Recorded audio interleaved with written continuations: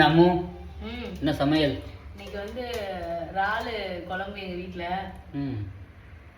அவ்வளோதானா? எல்லாமே அவ்வளோதான். அதுக்கு என்ன பண்ணுறது? என்னை வந்து மாமா வந்து திரும்பி வரப்போகிறது கிடையாது.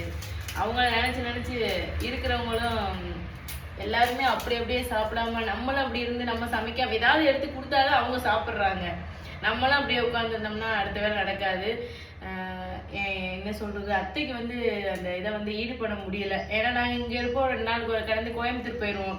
எங்களுக்கு வந்து அதை விட அவங்களுடைய நினைவுகள் இருக்கே தவிர அத்தைக்கு வந்து அதை வந்து அவங்களால ஜீரணிக்கவே முடியல. நம்ம அப்படியே உட்கார்ந்துருந்தோம்னா அவங்களுக்கு சாப்பாடு யாரும் கொடுக்கறது? நம்ம சமைச்சு தானே நம்ம கொடுக்க முடியும்.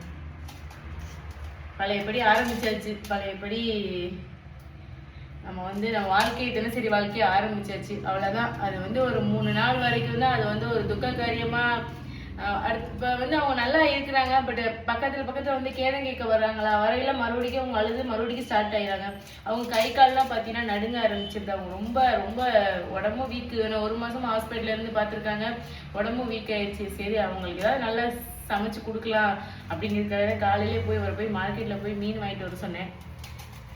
சரி, இந்த குழம்பு வச்சு அத்தைக்கு சாப்பாடு கொடுக்கணும். அத்தைக்கு சாப்பாடு கொடுக்குறோம் தான், சேர்ந்து நாங்களும் சாப்பிட்றோம் தான். அவ்வளோதான் வாழ்க்கை. என்ன அமைதியா இருக்கிறீங்களே? நான் ரொம்ப பேசிட்டேனா?